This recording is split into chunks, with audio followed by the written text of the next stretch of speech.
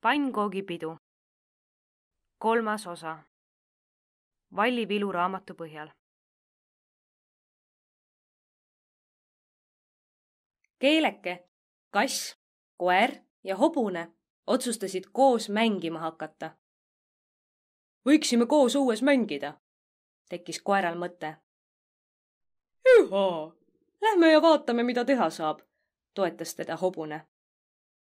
Oleks tore õhupalle täis puhuda, pakkus Keeleke. Keeleke puhus kärmelt oma kollase õhupalli täis.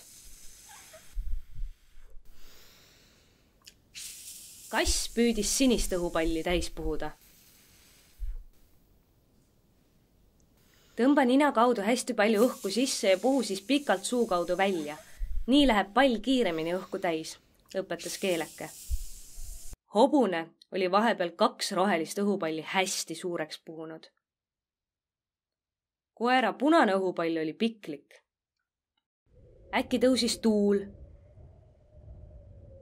ja viis õhupallid puu otsa.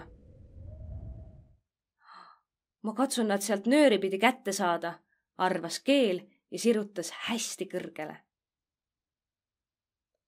Aga ma ei mäleta, mis värvi on kellegi õhupall. Äkki keegi saab mind aidata? Keeleke sai viimaks õhupallid kätte ja jagas sõpradele. Ainult üks hobuse õhupall läks vastu oksa pauguga lõhku. Lõbus seltskond suundus edasi garaaži poole. Seal seisid aiatraktor, mootorratas ja jalgratas.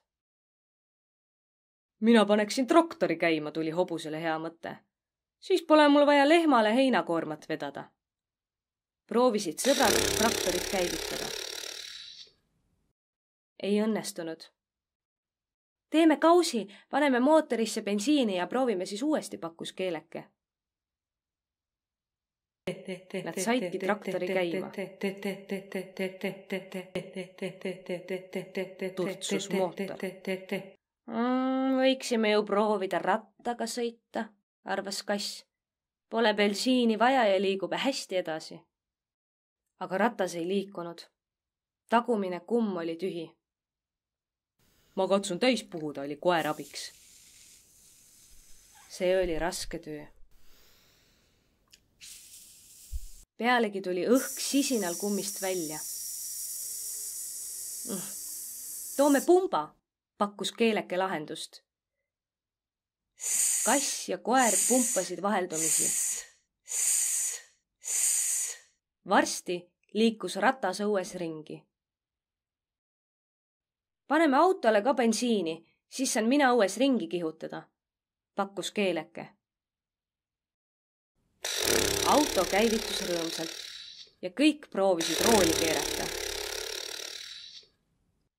Keeleke, on aeg tuppa tulla, kuulsid nad ema hõikavat. Hüha, oli tore päev, tänas hobune viisakalt. Minule meeldis õhupallidega lustida, ütles koer. Loodan, et saame tihti kokku, soovis kass. Keeleke lehvitas hobusele ja hobune kappas minema.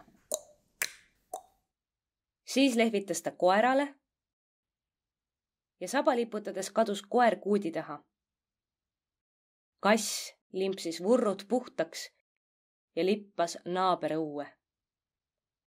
Keeleke vaatas, kuidas päike loojub.